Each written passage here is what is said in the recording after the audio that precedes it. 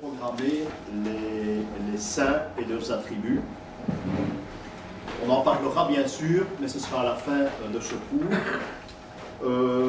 Avant d'attaquer les saints et leurs attributs, je crois qu'il faut d'abord compléter ce que nous avons appris le mois dernier. Et ça, c'est tout de même important parce que on est arrivé à un moment avec les Templiers, on est arrivé à la fin de l'explication de la numérique. Et je crois qu'il y a une étape à faire avant de passer du profane à l'initié, puisque les saints étaient initiés. Je crois qu'il y a une étape qui nous manque un petit peu, c'est ce que je vais vous proposer aujourd'hui. Et ce sera alors tout à fait complet, plutôt que de présenter cette matière dans la seconde partie. La seconde partie du cours, à partir du mois de mai, touchera la gnose surtout, et on fera déjà aujourd'hui des essais. Je vous présenterai déjà ce que c'est que la gnose, mais en 5 lignes, pour voir un petit peu à quoi on va toucher la prochaine fois. Alors, dans la fois dernière, nous avons parlé de la symbolique des Templiers, que cette symbolique finalement n'existe pas. Il n'y a pratiquement pas de symbolique de Templiers. Je vous ai dit qu'on écrit, certains écrivent des ouvrages de 400 pages sur la symbolique des Templiers. Je voudrais qu'on me démontre un petit peu ce qu'ils racontent là-dedans. Que je vous ai parlé que la symbolique des Templiers était secrète. Ça veut dire qu'on emploie 3 couleurs, le blanc, le noir et le rouge. Je fais un résumé de ce que nous avons vu, ça va nous servir d'introduction. Que le noir, c'est le profane, que le blanc, c'est l'élu. Ça, c'est très important. Nous avons parlé également d'une symbolique chiffrée chez les Templiers. Leur tombe, je vous l'ai dit, était carrée. C'est la tombe du profane, celui qui va s'initier, et qu'il fallait obligatoirement y placer 8 lignes. Donc c'est une symbolique linéaire, 8 lignes, avec 12 vers, obligatoirement. Donc voilà cette symbolique chiffrée, qui commence au chiffre 4 et qui se terminera au chiffre 12, mais en passant par le 8. Je vous ai dit également que les Templiers n'étaient pas architectes. Ils n'ont jamais pris une truelle dans les mains, ce n'était pas leur rôle d'ailleurs. Que les Templiers n'étaient pas banquiers non plus. C'était les Lombards qui étaient banquiers, mais pas les Templiers. Ils avaient des systèmes de correspondance. Quand on fait des cours de commerce, moi on m'a appris ça tout au début, que les Templiers ont inventé la lettre de change. J'en sais trop rien, mais je sais qu'ils avaient un système qui pouvait fonctionner de commanderie en commanderie. Les Lombards aussi avaient ce genre de système, quoique les Lombards, c'était le procédé est spéculatif chez les Lombards. Ce sont des banquiers, mais qui avaient également leur système. Ils allaient de seigneurie en seigneurie. Leur système existait, ce que les Templiers n'avaient absolument pas, du moins pour le commun des mortels. Nous avons parlé d'une éventuelle symbolique dans des têtes d'animaux, comme le sanglier, qui est l'animal initié. Nous avons parlé du chat, qui est l'animal du malheur. Tout va commencer avec le chat. La malédiction des Templiers commenceront d'ailleurs avec la représentation de cet animal. Nous avons vu que 2 personnages sont très importants, c'est Saint Jean l'évangéliste, Saint Jean le Baptiste, et qu'on les représentait toujours dans une commanderie. Bien souvent c'est une colonne, d'un côté on présente un personnage imberbe, qui est l'évangéliste, de l'autre côté un personnage barbu, qui est le Baptiste. Ça se retrouve à l'entrée de certaines églises templières, par exemple, mais c'est une sorte, bien souvent, pour autant que ça date du Moyen-Âge, on a une indication templière lorsqu'on voit ces 2 personnages, mais uniquement sous forme de leur tête, de n'importe quelle façon, en pierre, en bois. J'en connais une qui est avec une sorte de peintre dans les Flandres, c'est la tête de Saint Jean-Baptiste, par exemple. C'était fait sous cette forme-là. Vous le verrez en dia la prochaine fois. C'est une tête de Saint Jean-Baptiste, mais où il y avait une petite relique. Vous savez qu'on se la passait, il y avait une anse, on se passait la tête dans l'église lorsqu'il y avait une cérémonie. C'est une ancienne église templière, et cette relique devrait dater en principe de l'époque du Temple. Nous avons parlé d'un seul symbole templier. C'est l'agneau, l'Agnus Dei, qui lui, obligatoirement, doit se trouver dans l'église, dans la chapelle templière, commanderie. L'Agnus Dei, c'est la représentation de l'agneau de Dieu, qui plus tard sera présenté sur le livre aux 7 sceaux. Les Templiers fonctionnent uniquement avec une cryptographie représentée avec des animaux. Ce qui veut dire que quand on doit lancer des messages, eh bien ces messages seront des grandes bandes représentées avec des animaux. Et ces animaux sont des messages que l'on peut adresser à d'autres Templiers uniquement. Parfois des troubadours, trouvères, également, eux pouvaient profiter de ce système.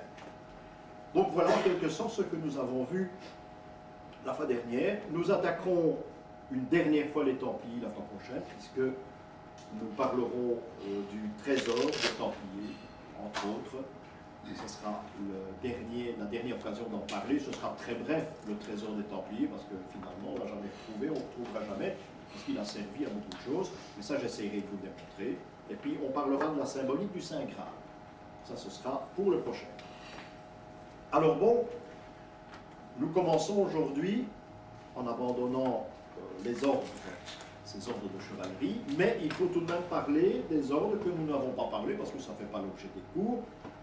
Ce sont les Teutoniques, entre autres, et ce sont les chevaliers de Saint-Jean de Jérusalem. Il faut se méfier, parce que dans beaucoup de livres chez nous, des guides de voyage, des livres sur les Templiers, on parle de commanderie templière. Il faut faire très attention, parce que rien ne dit qu'il y a eu des Templiers dans cette commanderie. Ça peut être les chevaliers de Saint-Jean de Jérusalem, qui étaient très nombreux d'ailleurs, qui eux ont hérité des biens des Templiers.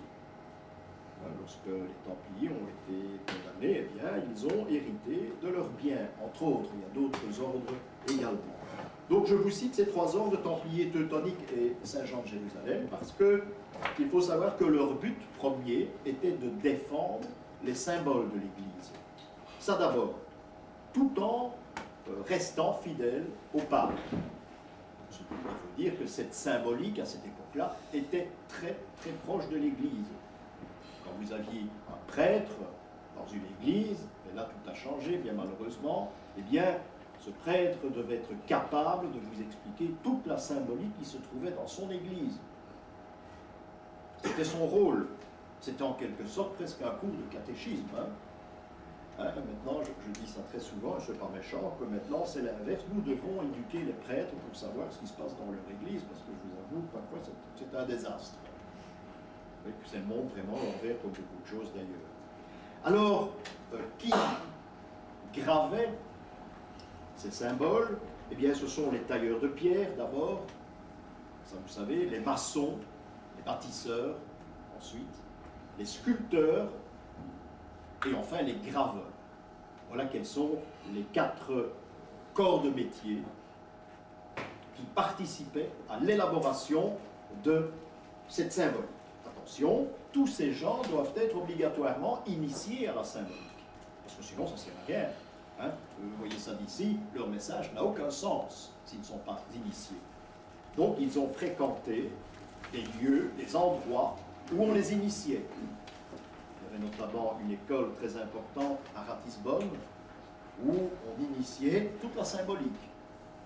Il arrivait même souvent que ces maçons, que ces sculpteurs, que ces graveurs ne savaient ni lire ni écrire. Il est arrivé souvent de rencontrer en Hainaut, parce que le Hainaut est une terre bénie pour la symbolique, en Hainaut, eh bien, des sculptures qui ont été faites par des initiés, mais qui ne pouvaient ni lire ni écrire. Ils avaient un message à transmettre. Je vous donne un exemple, et ça n'a rien à voir avec la symbolique. J'ai retrouvé une carte de visite, Bristol, qui date de 1865. Il y a 3 fautes d'orthographe sur la carte de visite.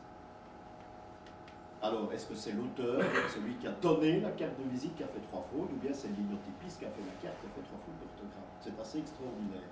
Donc, il y en a un qui travaille, comme on lui dit de travailler, et c'est tout. Il ne savait peut-être pas lire. Je fais toujours la relation entre ces deux cas.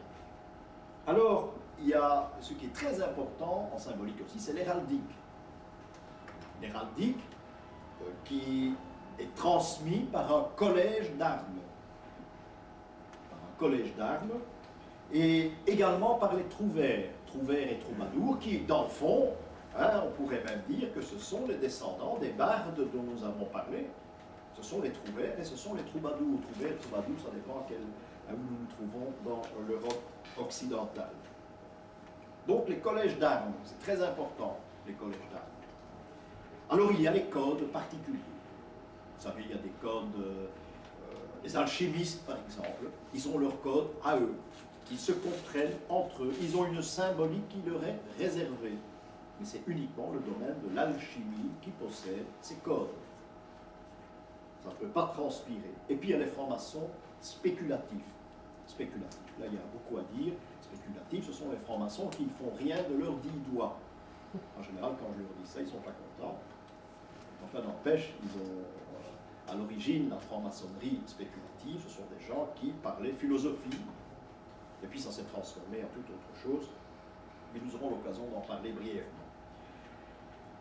Il est curieux, une chose est très curieuse, c'est que tous ces groupements sont divisés à chaque fois en 3 grades. Il y a le grade d'apprenti, le grade de compagnon et le grade de maître. Ce sont les 3 étapes. 3 étapes qui existent par exemple chez les héraldistes aussi. Hein. L'étape de l'apprenti, eh bien, ce sera celui qu'on appelle le poursuivant d'armes. Les 3 étapes, c'est apprenti, compagnon et maître. Hein, ce sera toujours ces 3 étapes, même si elles portent un autre nom. Mais ces 3 étapes existent toujours. Pour l'héraldique, eh bien, c'est le poursuivant d'armes, c'est le petit grade, c'est le début de l'initiation. Ce sera le héros d'armes, qui est le compagnon, et puis il y aura le maître d'armes, qui lui sera le maître. Le grand maître. Vous voyez que même dans l'héraldique, on retrouve à chaque fois ces 3 étapes. Il y avait des grandes écoles où on apprenait l'héraldique. Les Anglais d'ailleurs étaient grands spécialistes de l'héraldique. Et encore maintenant, parce que j'ai fait une expérience, j'étais dans un village en Angleterre où il y avait un fabricant de blasons, et je lui ai donné mon nom, il a retrouvé le blason dans un gros dictionnaire. Même ici, on ne peut pas vous dire ça. Et il faut faire des recherches, là-bas il avait un gros dictionnaire, il a pris mon nom, joue. C'est extraordinaire, hein? Les Anglais sont très spécialistes un petit peu dans tout. Donc voilà pour les différents degrés, et surtout les degrés de l'héraldique. Ceux qui décident des couleurs, on appelle ça des couleurs, ce sont des gens d'une très grande importance. Le héros d'armes est quelque chose de très important, mais qu'on a longtemps sous-estimé, parce qu'on ne sait plus ce que c'est pour commencer. Alors je vais vous citer un exemple quand même. Je me suis posé longtemps des questions. Lorsque vous assistez à une représentation de théâtre ou d'opéra, eh bien en général, le rôle le plus important se trouve au-dessus de la distribution. C'est un petit peu logique. Eh bien, lorsqu'on prend le livret ancien, lorsqu'on prend les représentations anciennes, les affiches anciennes de Lohengrin, le chevalier au cygne de Wagner, eh bien en tête d'affiche, il y a le nom d'un type qui dit de Ling dans le deuxième acte, c'est le héros d'armes. Vous dire que l'importance que ça avait, même encore à l'époque de Wagner. Donc le héros d'armes est en tête de distribution, les autres, en principe c'est les dames d'abord, je dis en principe, pas toujours, et le reste ensuite. Mais le héros d'armes est en tête, et je vous dis qu'il a 2 phrases à chanter. Hein. Il annonce la venue d'un chevalier, c'est terminé, il va se coucher. Mais il est en tête d'affiche. C'est dire donc encore au XIXe siècle l'importance que l'on donnait au héros d'armes. Quelque chose qui est assez troublant en héraldique, ce sont les graffitis. Nous en parlerons beaucoup, on fera même tout un cours sur les graffitis parce qu'il y a moyen, mais ça c'est très compliqué. Personnellement, je n'ai jamais abordé le sujet, parce que la symbolique est très vaste, mais il faut retenir une chose, c'est que où il y a eu un graffiti, une représentation gravée dans le mur d'une église, bien souvent, eh bien on retrouve tout autour à peu près la même représentation gravée. Ce qui veut dire que ce sont des copies.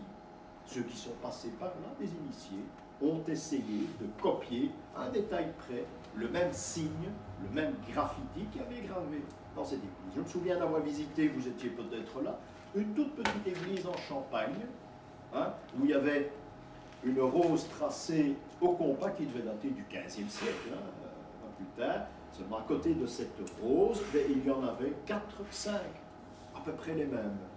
est gravé de la même façon. Je vous assure qu'ils font un bon moment pour graver ça dans la pierre des cathédrales. Hein.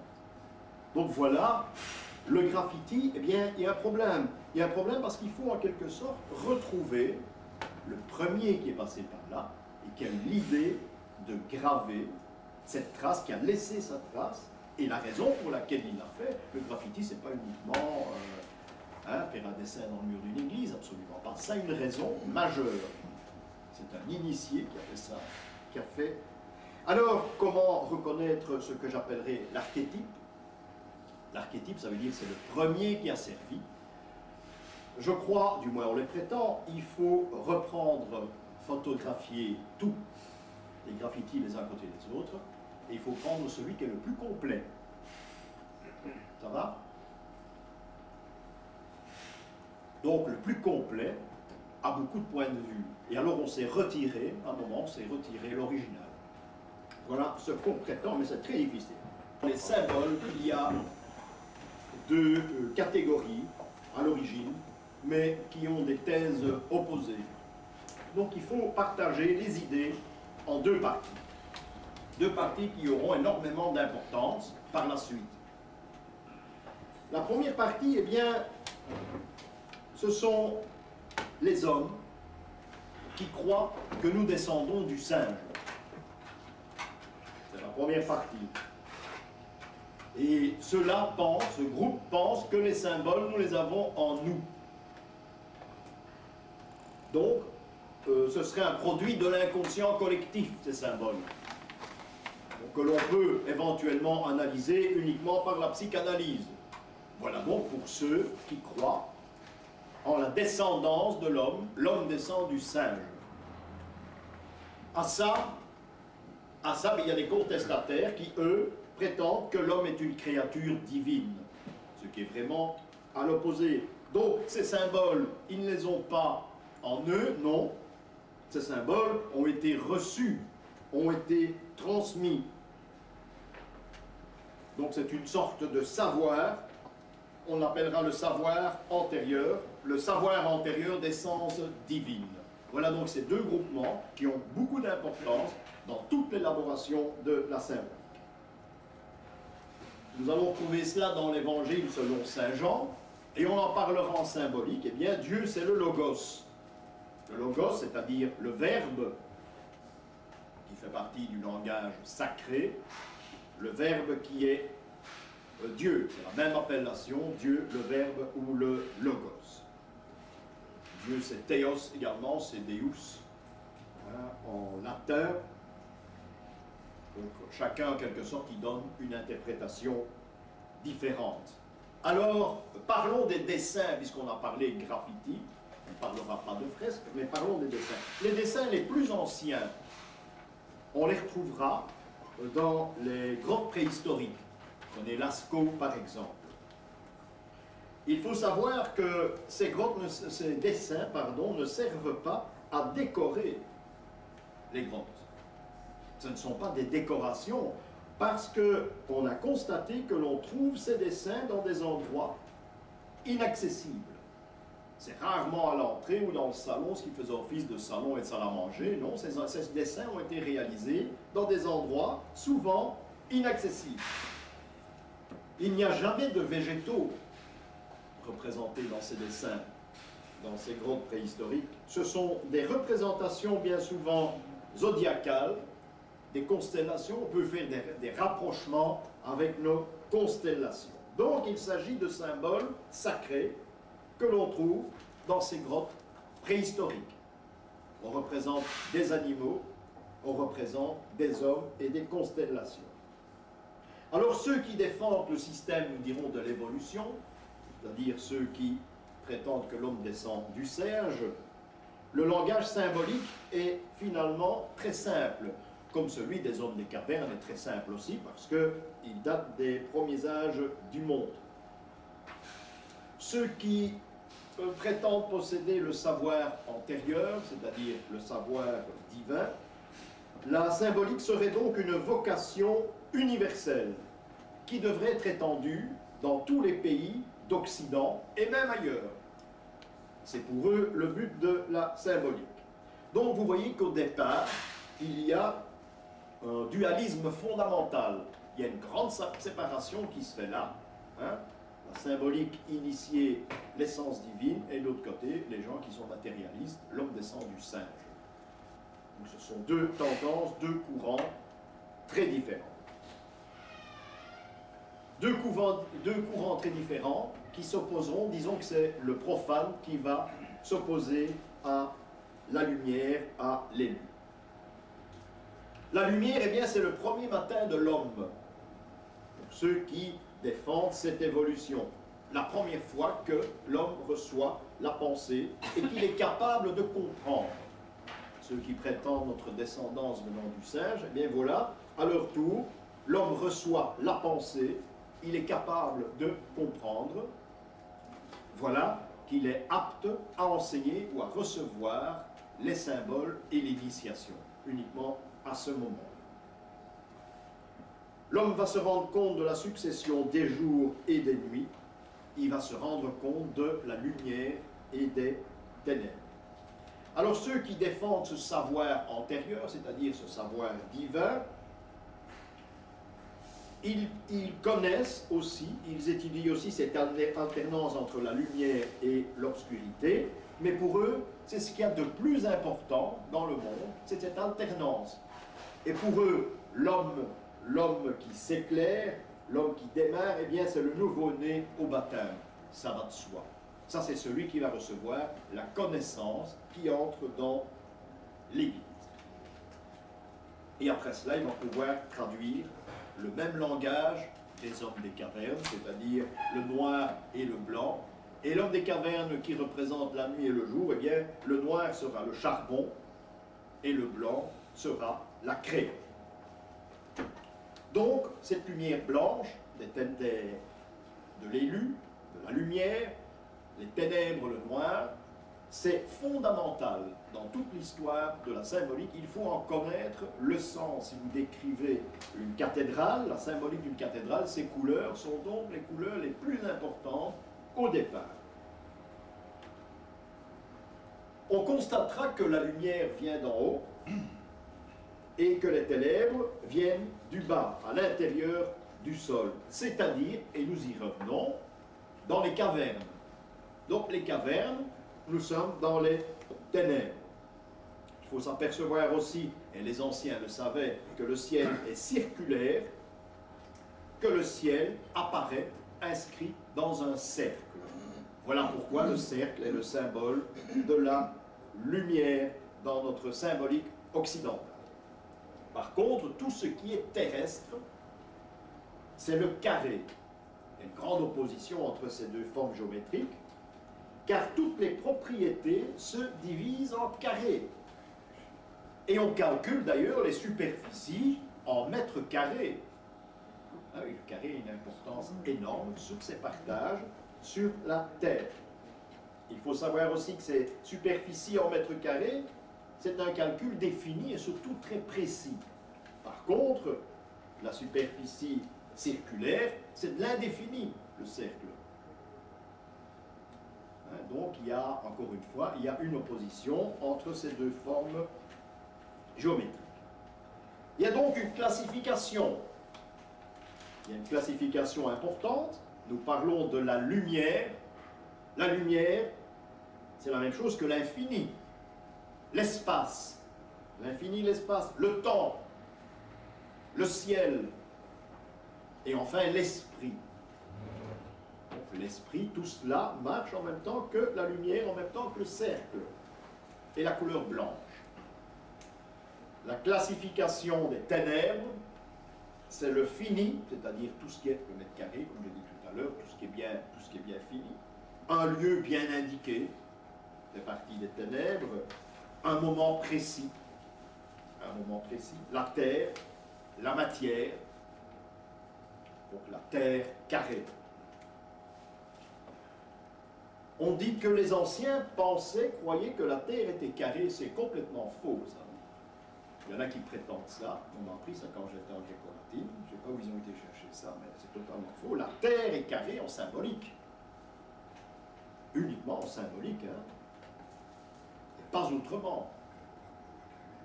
À la Grand Place, il y a une maison qui représente les 4 parties du monde au XVIIIe siècle. On a gardé les 4 parties du monde. Chiffre 4, la Terre. On pouvait représenter symboliquement la Terre, ces 4 continents. Seulement, on a gardé le symbole à la Grand Place. Parce que l'Australie avait déjà été découverte à cette époque. On aurait pu avoir 5 représentations. L'Australie avait été découverte à la fin du 18e siècle, oui. Donc, Début du 18. début du 18e siècle, tu as raison. L'Australie a été découverte. Donc il fallait représenter 5 statues des 5 continents, mais absolument pas. L'auteur a représenté 4 statues, parce que 4 est le symbole de la Terre. Et comme les maisons de la Grand Place ont été faites avec une idée très précise de la symbolique, voilà une des explications ici. Donc 4 parties du monde. Donc le ciel est un cercle qui va se diviser, c'est le cycle, ce cercle. Ce sont les 12 parties de l'année, les 12 mois de l'année, les 12 signes du zodiaque, et plus tard, les 12 apôtres. Nous aurons l'occasion, l'an prochain, bien entamé, de voir la symbolique des 12 apôtres. Ça prend du cours. Chaque apôtre a une symbolique très particulière, représentation dans les constellations, des relations avec les anciens prophètes, etc. Nous étudierons ça apôtre par apôtre. Il faut retenir donc que le ciel, c'est la lumière, c'est également le bien. Ténèbres, c'est le mal, le ciel, c'est le bien. La terre et les ténèbres, c'est le mal. On reprend peut-être un peu les idées des cathares ici, dans cette représentation de la terre, puisque les cathares considéraient tout ce qui était un produit de la terre, tout ce qui était la terre, c'était nocif, c'était à condamner, c'était le mal. L'homme vit sur la terre en espérant l'éternité. L'éternité, pour lui, c'est donc la lumière, au sens propre du terme. Donc l'homme convoite le carré, c'est important, convoite le cercle, d'une façon ou l'autre. Et c'est le rôle de l'homme. Il convoite l'initiation, il parle du carré, et il doit entrer dans ce cercle. Ce cercle, c'est également le soleil. Étant donné que c'est le ciel, c'est la pureté du ciel, c'est la lumière, c'est le soleil. Le soleil a énormément d'importance dans l'histoire de la symbolique. Dans toutes les églises, on en parle du soleil. Quel est le rôle de l'homme? Je vous l'ai dit, c'est de chercher à être initié, c'est-à-dire partir de ce carré, de son carré, de sa propriété, et d'aller dans le cercle, vers la lumière. La lumière, c'est le résultat de l'initiation. Les chemins de pèlerinage, Compostelle par exemple, Rome, Éphèse, Jérusalem, ce sont des chemins initiatiques. On va vers la lumière. Donc il faut absolument qu'il passe du carré au cercle. Donc il faut un système concret et abstrait pour lui permettre de relier ces deux éléments. Carré vers le cercle. Et là, ce sera le rôle des religions. Voilà pourquoi il y a des religions. Pour faciliter l'homme à accéder à cette lumière, à l'initiation. Religion, c'est religare, c'est relié du latin. Donc, les religions vont aider l'homme à parcourir le chemin et arriver à la lumière, au soleil, à l'initiation. C'est le rôle du pape. En principe, c'est le rôle du pape. En principe, il y a bien longtemps que ce n'est plus le rôle du pape, du moins par la lettre, parce que le pape est le souverain pontife. Pontife signifie pont qui mène d'une rive à l'autre. La signification est la même. Donc, on passe d'une rive vers l'autre rive où on est initié, où il y a le soleil. Et qui est le grand patron de la société? Eh bien, c'est le pape, le souverain pontife. C'est de là que vient pontifex, c'est de là que vient l'expression du souverain en question.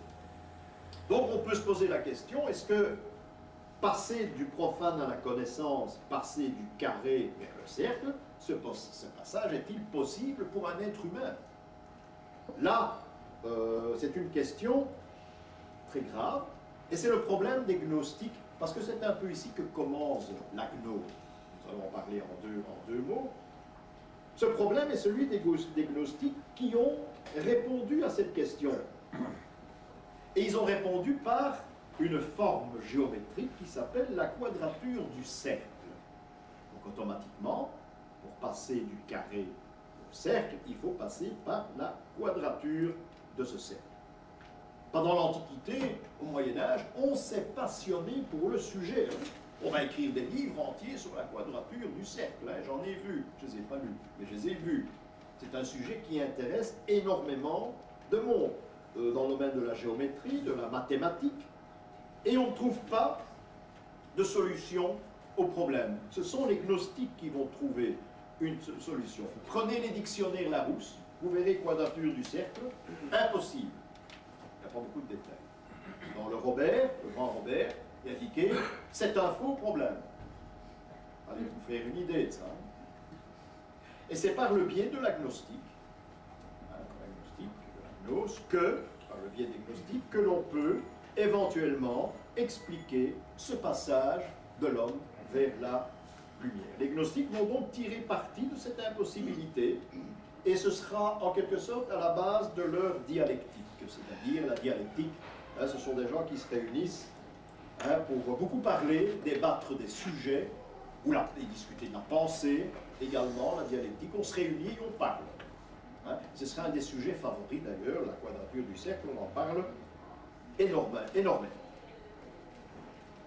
Cette clé qui va donner l'occasion à l'homme de passer dans cet autre monde, eh bien, ce sera la quadratrice. Ça, ce sera la clé, puisqu'il faut toujours une clé pour ce genre de problème. Donc, entre la nuit noire et la lumière, il y a un moment de transition. Et vous devez y penser, on en a parlé, on en a touché un mot pendant les Templiers. C'est nuit, le jour va se lever, et il y a un moment de transition qui s'appelle l'aurore. Et si vous regardez le ciel au moment où l'aurore pointe, eh bien le ciel est rouge. Donc, résultat, le rouge c'est le sang qui coule, par exemple. Entre le 4 et le 12, il y a le 8. 4 pour la terre, le carré, 12 le cercle, le ciel, et bien il y a le 8, c'est l'intermédiaire. Et le 8 sera l'octogone. L'octogone, ce qui veut dire qu'on peut représenter cet octogone symbolique dans le cercle. Cet octogone permettra donc de passer des ténèbres vers la lumière et donner l'occasion de s'initier. L'octogone, c'est le chiffre 8, donc on a maintenant la formule 4, 8, 12. Le 8, c'est la couleur rouge, et la lumière, c'est donc l'initiation. Donc, on ne peut passer de la nuit au jour que si on est initié. Si on ne peut pas recevoir la lumière. Il y a donc, je vous ai parlé des pèlerinages, il y a donc une route, un chemin des idées à suivre.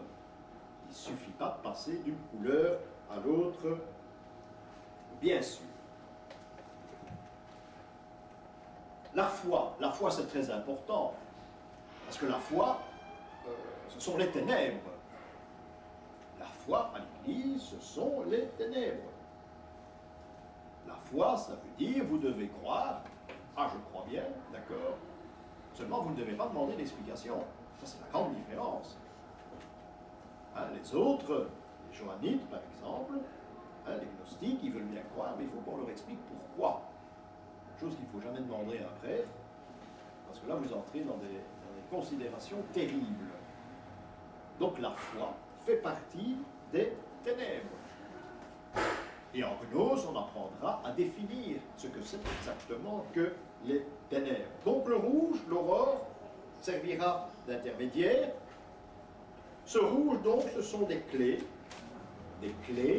qui vont permettre de passer des ténèbres vers la lumière. C'est donc ça, la clé de l'initiation.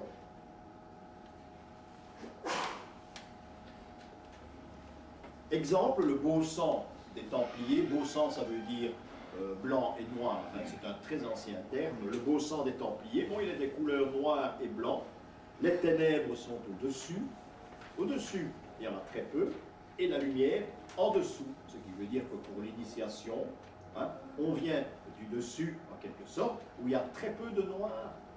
Ça durera peu de temps afin d'accéder à la lumière. Cette lumière brille en dessous donc des ténèbres parce que la vérité doit être cachée. Voilà pourquoi le profane est au-dessus. Donc pour les Templiers, cette vérité doit rester cachée. Et le ciel est représenté en dessous.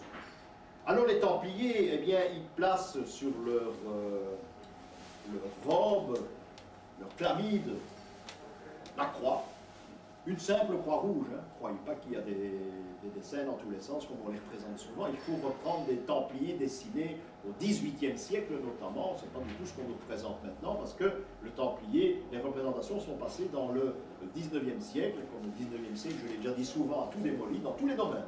Que ce soit musique, que ce soit littérature, que ce soit histoire, le XIXe siècle est quelque chose d'horrible. Tout a été transformé, on ne s'y trouve plus. Vous savez que le Templier, maintenant, c'est quelqu'un qui a des croix dans tous les sens, avec des signes cabalistiques, etc. Donc c'était une simple croix, mais de couleur rouge. Parfois, on plaçait sous cette croix, plus tard, des petits boutons, hein, des sortes de perles, à chaque endroit pointu de la croix. Ça veut dire qu'il y en avait 8. Il y en avait 8. 1, 2, 4, 6, 8, au bout de chaque branche. Ce qui voulait dire, avec ces 8 représentations, que la croix devait être rouge. Même si elle avait n'importe quelle couleur, je dis n'importe quelle couleur, non. Même si elle était, par exemple, si on grave un templier dans la pierre, on ne sait pas lui donner de couleur dans la pierre. Et ça, vous apprendrez que même un aveugle doit sentir les couleurs en touchant une statue, une représentation, une héraldique. Et j'en ai connu un d'ailleurs qui faisait ça très bien. Donc on reconnaît dans la pierre, la couleur est représentée. Ici nous avons le Templier, hein, grâce à ce message, grâce à ces 8 éléments autour de la croix, et bien automatiquement on sait qu'on a affaire à une croix rouge, rouge qui est important au temple parce que c'est le sang, et que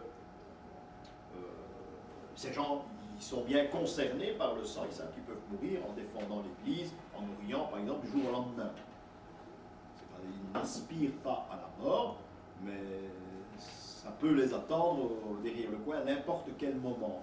Voilà pourquoi ils ont donc ce chiffre 8 dans leur symbolique. On appelle ça, ce rouge s'appelle de gueule, avec S, au bout c'est la couleur rouge. Mais nous verrons tout ça lorsqu'on parlera des couleurs qui ont une très grande importance. Vous apprendrez à étudier des tableaux de maîtres anciens grâce aux couleurs et de déchiffrer ces tableaux tout autrement. Et ces couleurs ont beaucoup d'importance. Vous arriverez à retrouver les personnages dont on parle, personnages publics, d'après la couleur de leur manteau, par exemple. Hein, ces couleurs ont donc énormément d'importance. Donc, cette quadratrice, je vous l'ai dit, est importante parce que ça nous permettra de passer du profane à l'initié. Oui. Les couleurs, est-ce qu'ils ne changent pas de signification selon l'époque ou Dans la symbolique romane, non. Plus tard, on tiendra de moins en moins compte de la couleur. Une fois que la peinture, par exemple, deviendra décorative, hein, nous sommes quand même bien entamés dans le siècle de Charles Quint, la symbolique des couleurs ne sera plus respectée, donc ça n'aura même pas une autre signification. Hein, je crois qu'il faut, au début du XVIe siècle, ça va disparaître, et alors au XVIIe, on emploiera n'importe quoi à n'importe quel moment. Hein. Ce sera le sujet qui intéressera, mais plus les couleurs.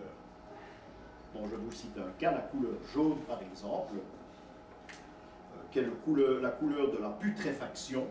Le jaune c'est quelque chose d'horrible. Eh bien, qui sera représenté avec une robe jaune dans les tableaux? Ce sera Judas, par exemple. Hein, Judas aura sa robe jaune, entre autres. Alors, souvent, attention, on croit avoir affaire à du jaune, mais c'est de l'or. Hein. Hein, ça, c'est pas toujours facile. En héraldique, il n'y a jamais de jaune. Aucun blason ne sera représenté rose avec du jaune. Par contre, on dit oui, mais, et ça se dit à chaque fois, le drapeau du Vatican est jaune. C'est pas vrai, il est or, hein, mais il est représenté en jaune. Et encore une fois, je reprends mon système, l'aveugle qui touche un blason gravé dans la pierre, il sait voir la différence. Bon, il n'y a pas de jaune représenté, mais l'or sera représenté avec des pointillés. Des petits pointillés, les uns à côté des autres, et bien en touchant, il dira, c'est une représentation de l'or. Si c'est lisse, comme ça, hein, ce sera de l'argent. Le blanc est très peu représenté en héraldique aussi, mais on le trouve. On le trouve, mais jamais le jaune. Petite expérience de couleur, j'ai un jour retrouvé à Lille un tableau daté du XVe siècle qui représente un personnage que l'on va décapiter. Hein? Il y a du monde, il y a l'échafaud, etc. L'homme est déjà avec sa tête, il est prêt à recevoir la hache, mais le bourreau est habillé de jaune. C'est très rare, un peu ainsi que je vois habillé de rouge, le bourreau. Et ici, il est habillé de jaune. Pas demandé dans ce sens-là. Hein? L'homme que l'on va décapiter, ça devait être le dernier des derniers. Il a dû faire des crimes horribles. Horribles. Et voilà pourquoi voilà un détail, mais vous trouvez ça dans toute la peinture, voilà un détail, pourquoi on peut automatiquement deviner que celui qui va être décapité, c'est un homme en dehors du commun dans le rôle, dans ce qu'on veut représenter sur ce tableau. C'est un cas que je présente toujours avec la couleur jaune. Pour le drapeau du Vatican, c'est or et argent. Or et argent. Les clés sont en argent. Merci. Donc or et argent. Mais il y en a beaucoup qui disent oui, mais c'est jaune, c'est pas vrai, c'est or. Hein. Il ne faut pas confondre les deux. Quand vous avez en héraldique de la couleur qu'on dit jaune, c'est pas jaune, c'est or. Hein. Il n'y a jamais de jaune donc représenté en symbolique et en héraldique, parce que le jaune c'est la lâcheté, hein, c'est la putréfaction, c'est tout ce qui est le plus mauvais. Donc c'est la couleur jaune.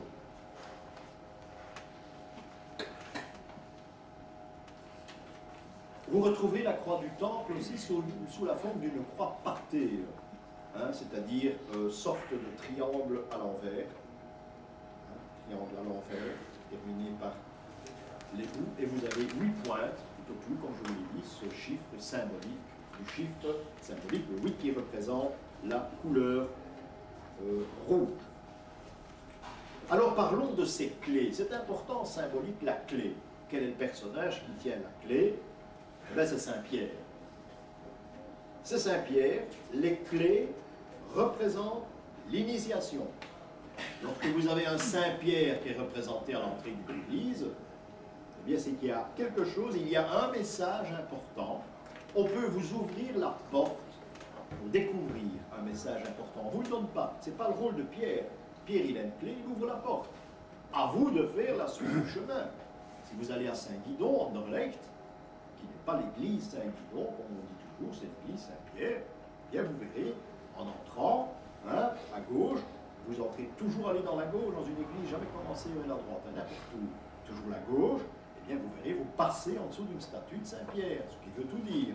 Donc il donne les clés, il vous invite à entrer et à retrouver ou trouver le message en question. Et en Anderlecht, par exemple, c'est très lourd de symbolique. Hein. Voilà un exemple. Donc, où il y a un Saint-Pierre, hein, il y a éventuellement un message. Si on vous présente les 12 apôtres ou 6 d'entre eux, il n'y aura pas de message. Hein. C'est donc un Saint-Pierre qui est détaché du contexte de la façade de l'Église. Hein. Attention, hein, parce qu'il y en a beaucoup les Saint-Pierre. Hein. Donc les clés de Saint-Pierre, c'est le blason, on l'a dit, du Vatican. C'est 2 clés. Seulement, il faut faire très attention. Parce que les clés sont représentées de 2 façons différentes. Il faut ouvrir l'œil. Si vous avez des tableaux, des sculptures, eh bien, anciennes, hein, je précise, pas du 19e. Hein, eh bien, soit la clé ou les clés auront des bouts ronds, des anneaux ronds au bout de la clé, passés en sautoir, c'est-à-dire croisés comme le drapeau du Vatican, mais les bouts des clés sont ronds, en forme de cercle. Le cercle signifie, vous le savez maintenant, le ciel. Donc, vous pouvez décrire le drapeau du Vatican. Ça signifie que le pape ou l'Église lit les clés qui peuvent ouvrir les portes du ciel. C'est-à-dire la foi, dans ce sens-ci, dans ce contexte-ci. Voilà le rôle du pape. qui représente les deux clés de Saint-Pierre. Mais à l'abbaye de Cluny, par exemple, les bénédictins vont également employer ces deux clés, mais avec un autre message. Hein, c'est que le bout des clés sera carré. On est vraiment ici à l'opposé. Ces clés seront également croisées, l'une devant l'autre, et parfois on retrouvera au milieu une épée. Ce sont ici les clés de la terre, puisque le bout est carré. Nous sommes en opposition, en quelque sorte, avec les clés du Vatican. Ce sont donc des clés terrestres, les clés qui libèrent, puisqu'il y a une épée qui est représentée. Encore une fois, ici, nous avons un message gnostique qui s'adresse à nous, parce que, rappelez-vous l'histoire de Pierre dans sa prison, Pierre qui a ses biens, hein, et l'ange qui vient le délivrer.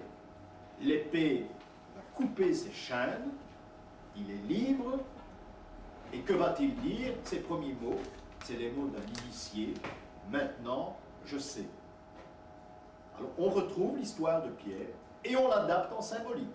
Voilà pourquoi Pierre tient les clés d'une porte qui vous amène, qui peut vous amener à l'initiation, à condition de choisir le bon chemin. En symbolique, il y a un langage. Il y a même plusieurs langages, mais il y en a un qui nous intéresse beaucoup, ici. Alors, on m'a démontré, ça dans ces cours, il y a bien longtemps, que chaque fois qu'il y a un langage, il y a obligatoirement un émetteur.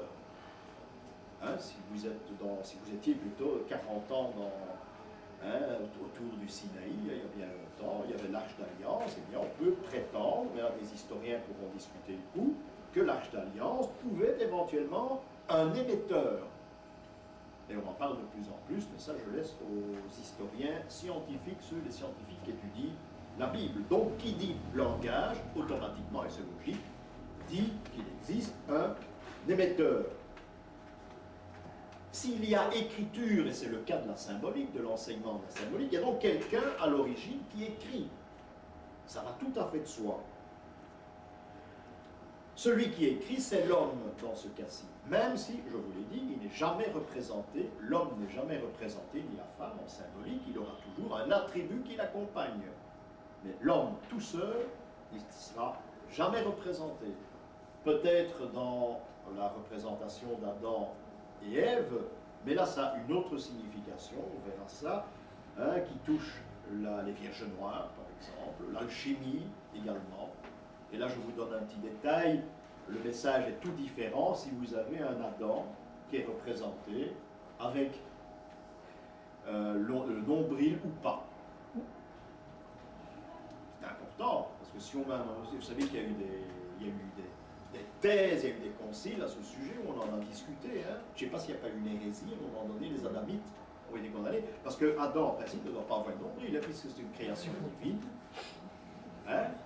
Mais souvent, on représente un nombril. Donc c'est une autre idée, c'est pas un accident, il n'y a pas d'accident, il n'y a pas de hasard. Hein. C'est une autre idée que l'auteur lance, d'une autre façon. Mais ça, nous verrons, parce que ça a une importance en alchimie, et c'est une importance dans d'autres domaines où on parle de nos créateurs, et notamment dans l'histoire des Vierges Noires.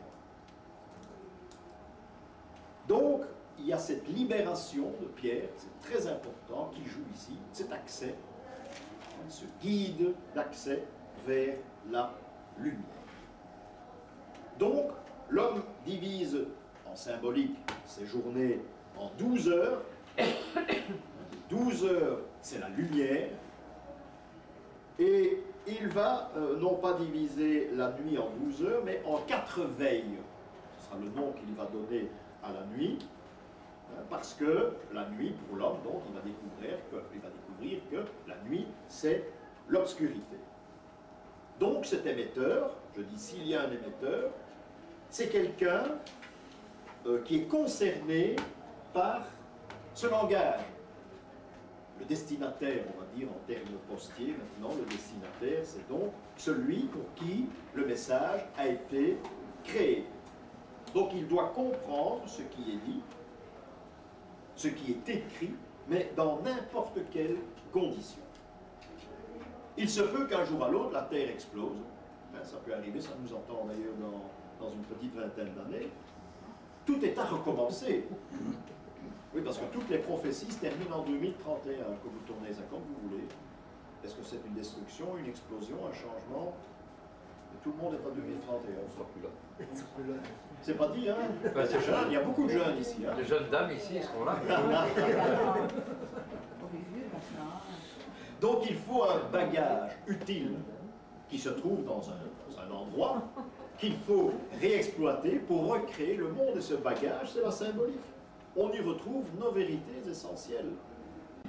Donc le langage symbolique n'emploiera que cette planète.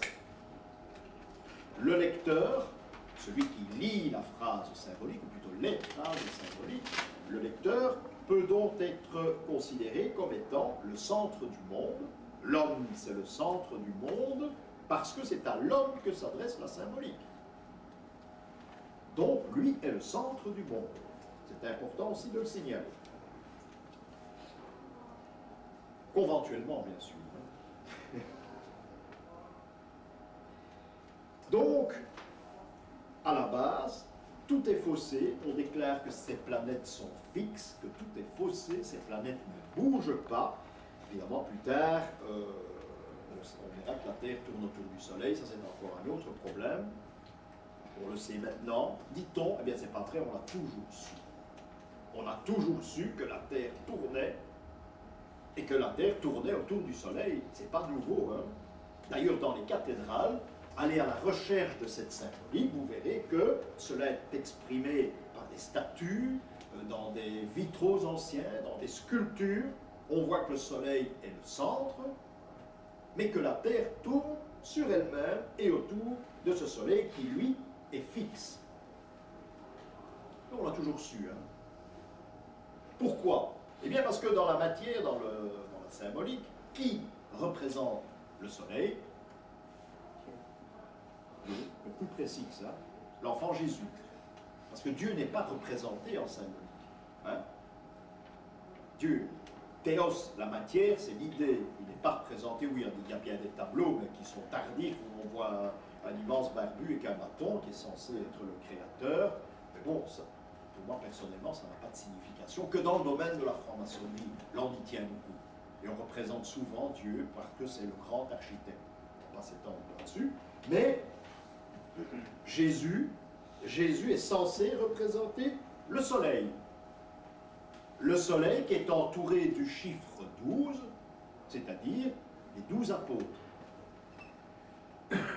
Ou de ceux qui vont écrire, qui sont sur la terre, qui vont transmettre le message.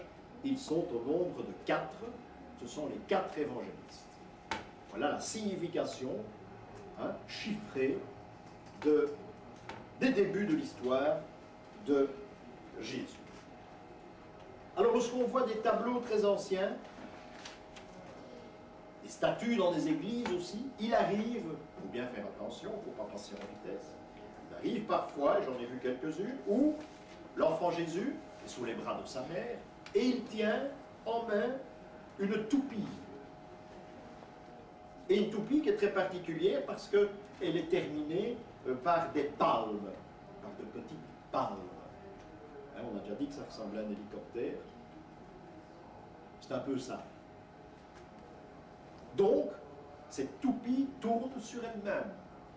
Il suffit d'actionner ce que l'on voit difficilement, mais il est censé exister, un lacet. On tire un lacet, et cette toupie est censée donc tourner sur elle-même dans le sens de la rotation de la Terre. C'est donc Jésus qui tient la Terre qui tourne. Jésus est le soleil, dans tous les cas de la symbolique. À cause de ces palmes, donc, et le fait d'actionner ce lacet, mais la Terre tourne.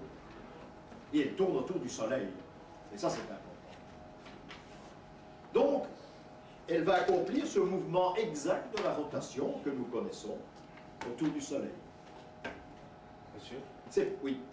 pourquoi est-ce qu'alors on a des gens comme Copernic ou Galilée se sont fait Bon, mais ben, Créé par l'Église qui pour moi, garde ce symbole. oui, pour moi, l'histoire de Galilée n'a pas de sens. Il ne faut pas prendre à la lettre hein, l'histoire de Galilée. On en a fait une reconstitution historique il y a quelques mois qui était complètement loufoque, à la limite. Ça n'a pas de sens. Parce que tout le monde, moi l'Église, savait que la Terre tournait autour du Soleil et tournait sur elle-même, qu'il y avait une rotation sur elle-même. Seulement, où on en a voulu à Galilée, c'est qu'il a révélé ce secret aux profanes. Maintenant, on ne peut plus sentir ce que c'est la différence entre un profane et un initié. On ne peut plus sentir cela, mais à l'époque, c'était réservé à l'Église et pas n'importe qui à l'Église. Donc les ponces de l'Église et les initiés savaient très bien, et le démontrent dans ces statues du Moyen-Âge, que la Terre tournait sur elle-même et autour du Soleil. Mais Galilée a parlé. À qui il a parlé, on ne sait pas. On ne sait pas. Mais ça a dû être très méchant, parce qu'il a été enfermé, non pas dans un cachot, il n'est pas passé devant l'Inquisition, il faut oublier ça aussi, mais il a été mis à demeure dans une villa. Voilà. Voilà comment Galilée a terminé ses jours. Mais on lui a interdit de parler. Il était l'ami du pape de toute façon. Donc il a vendu un secret, il a eu des problèmes. Mais pas c'est des problèmes dont on nous parle. Hein. Tout ça pour vous dire qu'il y avait un secret à l'Église qui a été vendu. Voilà, il a pas vendu le secret et il a failli avoir des problèmes. Parce qu'on me le rappelle ici, j'oublie de vous en parler, qu'il était le grand ami du pape, dont j'ai oublié le nom, c'est important. Et bon, ça s'est arrangé. Enfin, n'empêche, il a été placé en surveillance dans une villa où il était d'ailleurs très bien.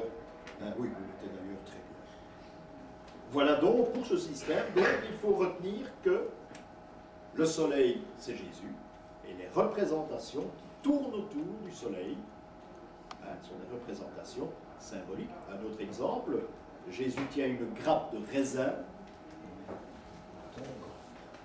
À Tongres ou à Purlemont? Oui, il y en a à Anderlecht aussi, je pense. Ah oui. À l'extérieur, la grappe de raisin, eh bien, ce sont les planètes qui sont autour du Soleil, qui gravitent autour du Soleil. Et cette grappe de raisin, évidemment, maintenant, l'Église, on va vous dire quoi, cette grappe de raisin? Et le commun des mortels en religion, ben, on va vous dire, c'est le raisin de la... l'Eucharistie sur l'autel, c'est un symbole. Ben, oui, ben, d'accord, d'accord pour ça, mais ça a un tout autre sens que l'on ne peut plus accéder à ce sens maintenant. Et il existe, et le voilà, ce sens, ce sont les planètes. Alors parfois il tient une pomme en main. Par exemple, eh bien, la pomme c'est la Terre, hein, encore une fois, qui est immobile ici, mais la Terre se trouve confrontée avec le Soleil. Et la Vierge c'est le cosmos, c'est l'ensemble de tout. En symbolique, la Vierge doit toujours avoir un manteau bleu. Un manteau bleu avec des étoiles. Elle représente le cosmos. Donc on a toute une représentation symbolique ici, avec un manteau bleu de la Vierge, qui a toujours 12 étoiles. Je dis toujours, c'était les représentations conventionnelles à l'époque. 12 étoiles, une auréole avec 12 étoiles. C'était cette représentation-là qu'on avait de la Vierge. Enfant Jésus, le fruit, etc. Oui. Petit Jésus qui tient un oiseau. Oui. Ça doit avoir une signification dans un ordre religieux. Ce sont des franciscains. Ce sont des franciscains. Oui, oui, oui. Notre-Dame du Chant d'Oiseau. Oui, eh bien, tu as la référence à la vie de Saint François. Il y a toujours cause et effet. Jamais rien n'a été mis au hasard à cette époque. Une couleur, jamais. Le manteau de la Vierge, si vous touchez le manteau de la Vierge, eh bien, s'il n'y a pas de couleur, son manteau doit être gravé à l'horizontale, parce que ça représente le bleu, ce qui est gravé à l'horizontale. Donc vous devez toucher, hein, si vos lignes sont dans ce sens-là, le manteau est de couleur bleue. Donc on ne doit pas peindre obligatoirement. D'ailleurs, dans les cathédrales, on ne retrouve plus des statues peintes maintenant. Hein, très peu à l'extérieur, on a des traces, mais très peu de couleurs. Dans le temps, elles étaient toutes peintes. Hein. Toutes les statues à l'extérieur de l'église étaient peintes. Ça peut être très beau. Hein. Mais on fait ça à Amiens. Amiens, oui. Ils sont repartis avec ça. À Amiens. Drapeau européen, la couleur de drapeau. Absolument. Et c'est un rapport. C'est voulu. C'est voulu. Oui, oui, absolument. Le drapeau européen est le symbole de la Vierge. Bon, maintenant, on a un peu... On est un peu de trop dit. Quand même, sur le site mais de n'empêche, l'Union européenne, c'est indiqué. n'empêche, il existe, il ne bougera pas. C'est le symbole conventionnel de l'Europe, même s'il y en a, c'est toute une série de pays qui viennent s'ajouter. Non, le symbole, c'est la Vierge, ce sont les 12 étoiles bleues, à fond bleu. 12 étoiles d'or à fond bleu. Je vous ai dit aussi, il y a 2 mois, que le passage des ténèbres dans la lumière est représenté par le labyrinthe. On en a assez parlé. Hein, le labyrinthe que vous devez savoir dessiner maintenant. Donc, nous terminerons aujourd'hui par ce que l'on appelle le code antique. Donc il y a plusieurs codes dans la symbolique occidentale. C'est ce que nous avons vu. Nous avons vu une toute petite partie ce matin. Il y a un code judaïque également. Il y a beaucoup d'éléments. Il y a un code antique, ça veut dire que la symbolique ici prend comme référence l'histoire de la Grèce antique. Parfois on fait référence à Rome, mais très souvent à la Grèce. Alors il y a des personnages, comme les animaux, que nous terminerons par là aujourd'hui, il y a des personnages qui ont une signification symbolique. Vous vous référez à vos livres qui parlent d'Antiquité, comme ça vous aurez l'histoire, les légendes mythologiques. Je ne vais pas vous les raconter ici parce que ce serait très très long. Il y a un personnage qui s'appelle le roi Minos. Le roi Minos qui est un méchant. Il représente les ténèbres. Il représente la foi. Attention, je le répète, la foi, ce sont les ténèbres. Ce qui veut dire que Rome, le pape, dans un sens, ce sont les ténèbres. Le profane, donc ça c'est le roi Minos. Il y a un personnage dont nous allons parler, c'est Thésée. Thésée qui, lui, c'est l'initié. Parce que Thésée va traverser le labyrinthe. Ce ne sera pas difficile. Mais il va traverser le labyrinthe pour arriver à la lumière, à l'initiation. Lorsque nous irons un jour, et je crois qu'on va faire l'an prochain à Saint-Omer, bien dans l'église de Saint-Omer, il y a un labyrinthe qui paraît, on peut le voir, paraît-il maintenant, mais l'ancien curé le cachait avec 15 tapis que je vais dérouler quand je voulais montrer le labyrinthe aux personnes qui étaient là, il était tout fâché. Il m'a dit que maintenant, il paraît qu'il y en a un qui... Dans le dernier, j'ai vu. Oui, c'est un nouveau, c'est un jeune. Oui. Et le... non, le labyrinthe vient d'une abbaye proche. C'est pas le labyrinthe d'origine de Saint-Omer, mais il se trouvait dans une abbaye, dans la ville, il y avait une abbaye dans la ville. Saint-Bertin, c'est ça. Et là, ce labyrinthe se termine au milieu par la présentation de Thésée, par exemple. Et il y a des tas, vous voyez, ce sont des personnages qui sont à la limite pour l'Église, des personnages tout à fait profanes. Il est présenté, Thésée est au milieu, et on a découvert dans le pavement toute l'histoire de Thésée, de Dédale, et on les a placés d'ailleurs pour les voir en parcourant l'Église. Ce qui prouve que ces sujets étaient adaptés au Moyen-Âge, tout à fait normalement. Un détail aussi, ce code antique, vous allez le retrouver dans des cryptes d'église, tout comme l'Ancien Testament, mais jamais de représentation de l'Évangile. Donc toujours dans les cryptes romanes, dans les églises romanes, des représentations antiques ou de l'Ancien Testament. Ce sont toujours les mêmes. Vous avez entre autres Daniel dans la fosse de Lion, à chaque coin on le représente bien souvent, mais jamais des évangiles. Si vous voyez une nativité, par exemple, dans une crypte, c'est du faux, c'est du toc. Ça a été fait beaucoup plus longtemps ou retaillé. Donc c'est toujours de l'Ancien Testament. À vous de faire la différence. Ça c'est une loi, c'est une règle au départ. J'ai rencontré une église, c'est la seule, à Autun. J'étais avec mon maître lors du pèlerinage à Compostelle. Et il m'a fait remarquer, parce qu'on était sous le 22, il m'a fait remarquer que la prière des morts dans le missel, chaque passage, chaque verset concernant la mort était représenté par une statue, une sculpture dans la grande nef de l'église. Et on pouvait lire missel en main, et passer d'un stade à l'autre jusqu'à l'autel où reposait le mort. À une époque où on ne mourait pas dans son lit, vous étiez grabataire, on vous plaçait sur une genre de civière, on vous mettait dans le cœur de l'église, et c'était la messe des morts, vous viviez toujours, imaginez-vous, le mourant qui voit cette scène. Évident, c'était le choc,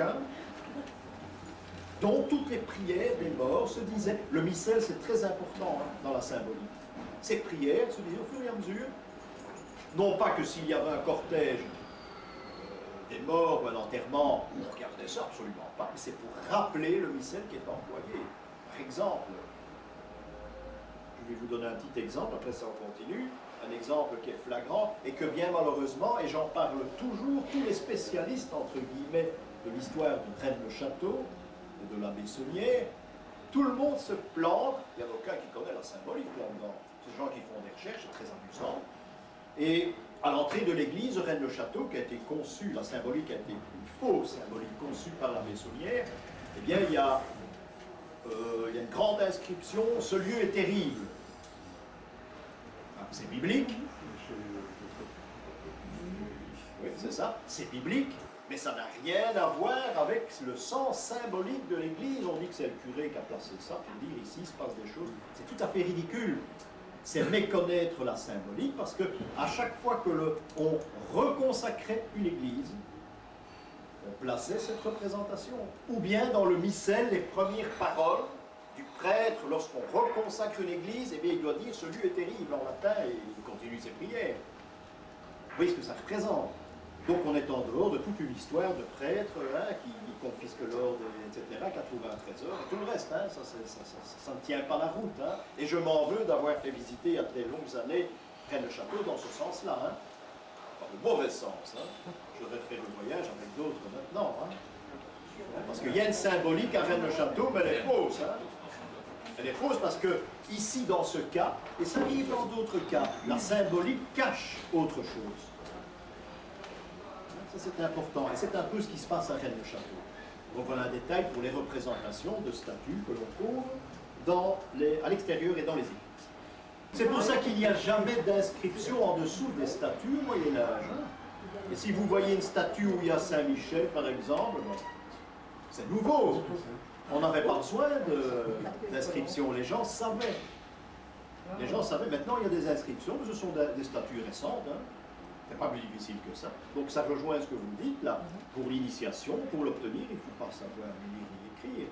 Bon, c'est un plus, parce qu'à partir de la Renaissance, on représentera les initiés par la lecture. Donc il faut savoir lire, au moins l'initiation, c'est pouvoir lire et comprendre par le livre, par la lecture. Mais ça c'est venu beaucoup plus tard. On est en dehors du cycle des statues dans les cathédrales à cette époque-là, ça commence à se terminer. Donc il y a le personnage de Dédale, qui lui est un personnage qui va réussir à s'échapper de ce fameux labyrinthe des initiés, qui va trouver la lumière, avec ses ailes, il va trouver la lumière, et finalement, eh bien, il sera initié à son tour. Dédale et Thésée, deux personnages très importants donc, dans le code antique, deux personnages qui seront très souvent représentés dans les idées de l'initiation. Thésée se trouve à Saint-Omer, il se trouve à Chartres, également dans le labyrinthe de Chartres. Alors il y a évidemment le Dédale qui est représenté dans la chute d'Icare. La chute d'Icare par exemple, où on voit chez Bruegel, Icare qui est allé avec ses ailes un peu trop près du soleil. Ça veut dire qu'il a... c'est le profane pour moi qui a suivi trop vite l'initiation. Il a voulu aller à la lumière mais il n'avait pas le bagage nécessaire. Donc en cours de route, le soleil, ça veut bien dire ce que ça veut dire, lui a brûlé les ailes et il est tombé dans la mer Égée.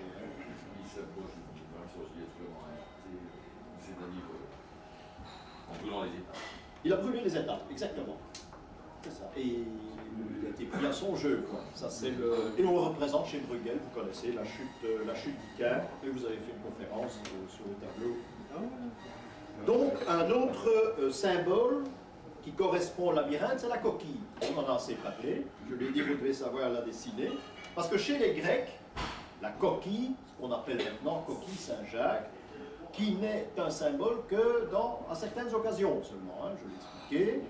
La coquille qu'un pèlerin tient en main pour faire son voyage n'est pas un symbole. La coquille qui se trouve sous le manteau de Saint-Jacques n'est pas un symbole non plus. La coquille, quand elle aura été pêchée ou retirée à Compostelle, ou plutôt à Padrone, à 20 km de Compostelle, par quelqu'un qui a fait le pèlerinage, ça devient un symbole. Parce que c'est sacré, mais pas avant. Donc ce n'est pas un symbole, c'est une marque, hein, c'est comme Shell ou pompe essence. Ça a exactement la même valeur. Oui, je vulgarise peut-être un peu, mais ça a exactement la même valeur. Alors, l'histoire de Dédale, Minos qui en veut à Dédale, à mort, parce qu'il y a eu des problèmes avec l'épouse, la reine, l'épouse de Minos, il y a eu certains problèmes. Je passe les voyages de Dédale, parce que Dédale a voyagé, il s'est retrouvé en Sardaigne même à un moment donné, et en Sicile. Le roi Minos veut absolument mettre la main sur Dédale pour l'empêcher de nuire. Il veut se venger. Alors il organise un très grand concours où il va imposer une épreuve. L'épreuve sera de faire passer un fil dans toutes les rainures d'une coquille, qu'on appelle coquille Saint-Jacques, dans cette coquille. Et celui qui sait faire ça, il est le gagnant. Et lui, évidemment, Dédale, Minos sait très bien qu'il n'y en a qu'un seul qui peut faire ça, c'est Dédale. Que va faire Dédale? Eh bien, il va percer un trou dans la coquille, il va faire passer le fil, il va attacher le fil à la patte d'une fourmi, il va placer du miel dans la coquille, et la fourmi va faire exactement le dessin. Avec son fil, va faire le dessin de toutes les volutes de la coquille Saint-Jacques. Voilà la preuve que Dédale était un très grand monsieur. Minos l'a reconnu, bien sûr, parce que c'est le seul qui aurait pu avoir l'idée de faire passer de cette façon-là la ficelle dans les méandres. Donc la fourmi est un symbole. Minos et Dédale sont des ennemis. Minos a retrouvé, grâce à cette épreuve, Dédale, mais l'important c'est que la fourmi devient un symbole par la même occasion, et la fourmi est le symbole du pèlerin, entre autres, parce qu'elle fait son chemin pour obtenir l'initiation. Donc quand vous verrez une fourmi, ce qui est déjà très rare, très très rare, dans des enluminures on peut trouver ça, mais très rarement aussi, eh bien une fourmi, c'est un symbole, c'est le symbole du pèlerin. Donc voilà déjà un animal, je vous en parlerai d'autres, on terminera d'ailleurs avec ça. La coquille, je vous l'ai dit, deviendra la coquille Saint-Jacques, c'est donc la marche vers Compostelle, puisque la marche est très important. Au Moyen-Âge, on fait tout pour la marche, il n'y a pas de confession, on se fait pardonner chez le prêtre, mais il faut marcher. On marche. Il y avait des maris qui s'intéressaient parfois, parfois ça donnait un problème. Enfin, on partait très longtemps, on en revenait rarement. Mais le sacrement de pénitence, c'était la marche vers Compostelle, entre autres. Le profane ici, c'est donc le peuple. Le fidèle, c'est un profane aussi, le fidèle qui va à l'église sans rien comprendre, en faisant ses patères et ses avés, c'est un profane. Il est dans le noir, il vit dans l'ombre, même dans la nuit. Il y en a d'autres qui vivent dans la nuit, mais c'est plus important que lui. Donc le profane, c'est le peuple, c'est celui qui regarde passer l'initié, dans le fond, qui va à Compostelle. C'est ça le profane. Il y a beaucoup de définitions. Les ténèbres, c'est aussi, et là on est dans la gnose, c'est aussi le règlement des ténèbres. Les lois. Les lois, c'est également les ténèbres. Et ça, je dis, nous arrivons dans la gnose parce que la gnose combat les règlements. Ce ne sont pas des anarchistes. La gnose combat les règlements et les lois. Et tout ce qui nous tient forcément à la terre. On revient à Pierre qui est délivré de ses liens. C'est un sens symbolique également. L'Église est parfois représentée par un personnage dont on parle, on en a parlé tout à l'heure d'ailleurs, Ariane. Ariane, parfois, symbolise l'Église. Vous savez qu'Ariane va donner un fil à Thésée, un fil qui lui servira absolument à rien, pour la bonne raison qu'il n'y a pas d'impasse dans le labyrinthe. Il n'y a pas d'impasse. Donc il devait suivre le cours, il devait le suivre, mais il n'y avait pas de menace. Pour aller tuer le Minotaure, il y avait un coup. Ça, il fallait suivre. Mais il n'y avait pas d'impasse, donc ce fil ne lui sert à rien. C'est pour ça d'ailleurs qu'il va exiler Ariane en Naxos. Elle était un petit peu dans son chemin par moment, je crois qu'on n'en entendra plus parler. Seulement, l'Église de la foi sera représentée par cette fameuse Ariane de l'Antiquité. Celle qui donne un fil, mais qui ne sert absolument à rien. Ce qui prouve encore que l'Église de la foi est une Église des ténèbres, la terre, le noir, cet enseignement qui n'est pas un enseignement, la foi.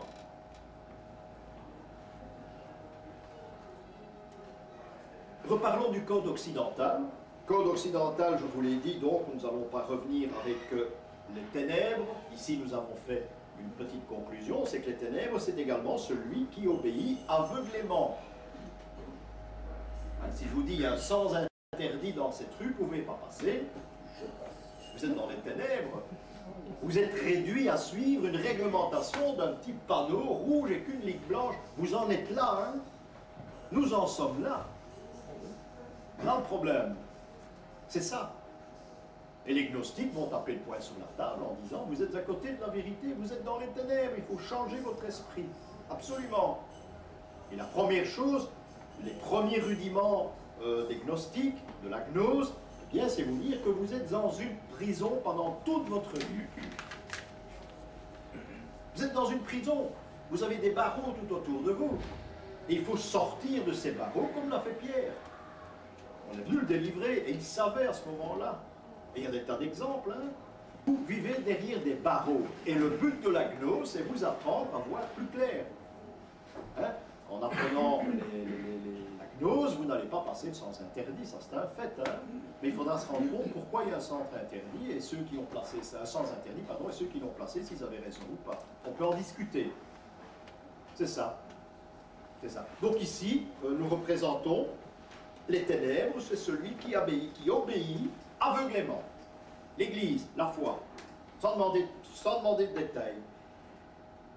Dans le bestiaire sacré des animaux, le chien, par exemple, est un symbole de la force.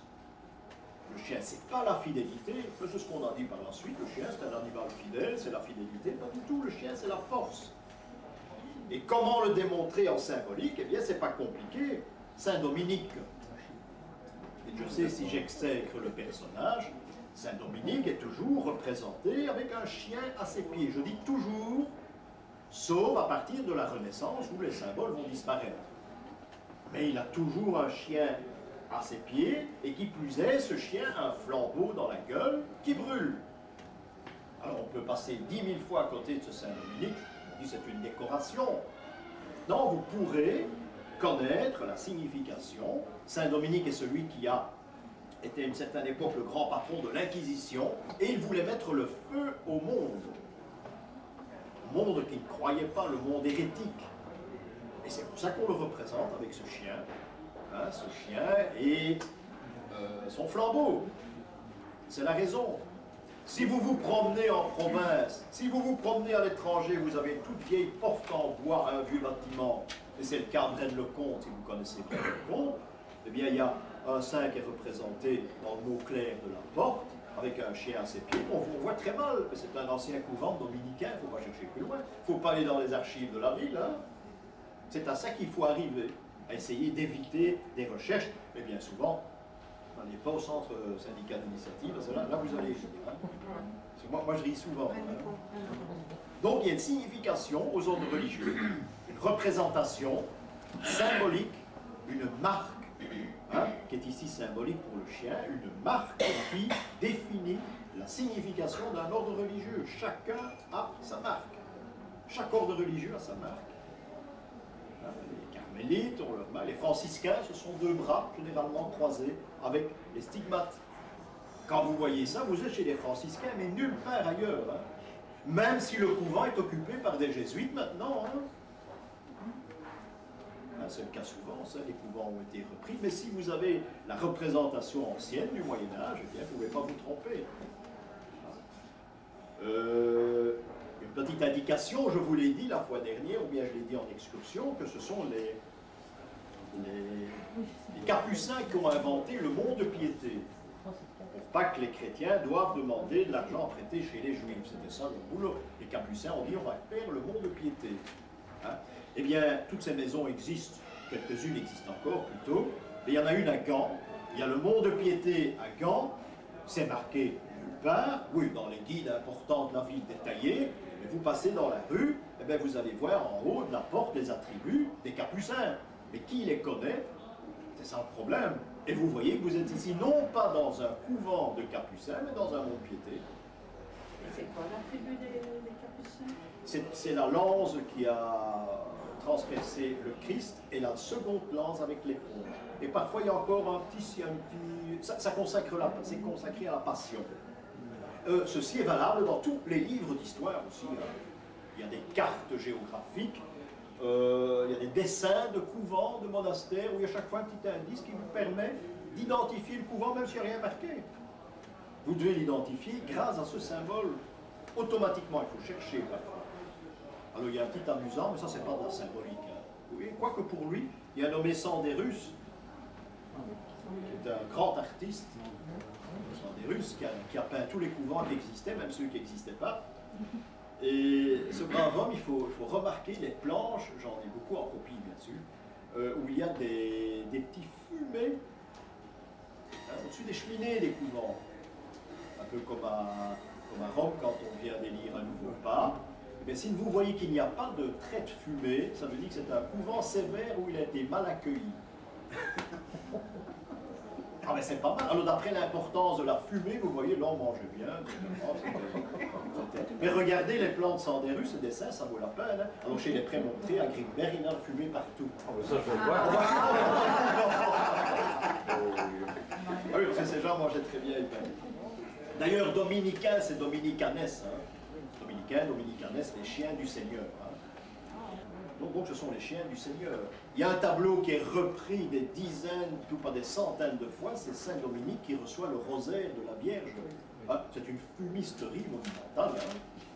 Ça représente une chose que l'on ne comprend plus, c'est qu'il a adopté définitivement l'Ave Maria, ce qu'on appelle l'Ave Maria, pour laisser tomber en échange le Paternoster. Hein.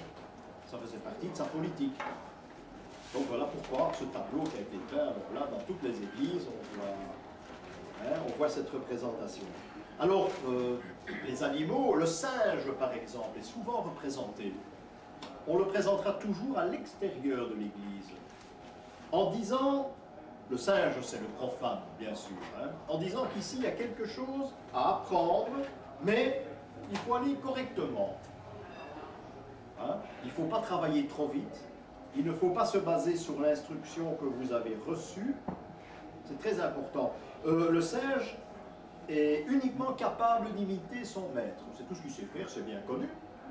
Il n'a pas d'intelligence propre. C'est l'apprenti sorcier, le singe. Voilà, il essaye d'imiter son maître, mais il casse la baraque pour finir, hein, parce qu'il ne sait rien. Donc c'est un avertissement à l'entrée de l'église. Par contre, lorsque vous verrez un escargot dans le vestiaire sculpté, ça veut dire... Un amurois. Non, c'est pas un amurois. Ça veut dire ici, il y a quelque chose à apprendre, mais il faut aller doucement. C'est très compliqué, donc calme. Il y a beaucoup de choses à voir, mais il faut y aller doucement. Alors venons à des animaux qui sont nocifs, c'est le hibou et la chouette. Hein, le hibou, eh bien, c'est celui qui est dans l'erreur. Il y en a peu dans l'église. Il y en a peu. Sauf si on veut représenter une communauté qui est dans l'erreur. Alors vous verrez un hibou, ou bien une chouette. Le hibou ne peut pas voler. Oui, la nuit. La nuit, il ne voit que la nuit. Il vit la nuit, il vit dans les ténèbres. Donc il est incapable de voir la lumière, le hibou. Donc incapable d'accéder à la vérité. Voilà comment vous devez juger la présence d'un animal à côté d'un saint, parce que ici il y a un hibou comme attribut d'un saint, j'ai jamais rencontré. Ça peut exister, pourquoi pas? Pourquoi pas? Eh bien pour la bonne raison que le hibou est censé représenter la communauté juive. Des gens qui ne savent rien, qui ne se donnent pas la peine de s'initier, et pour cause, mais il y a une bonne raison à cela. Ça c'est ce qu'on va vous dire au second degré. Mais à un autre degré, le juif a un calendrier lunaire. Et nous avons un calendrier solaire, ce qui veut dire qu'automatiquement ils sont rejetés.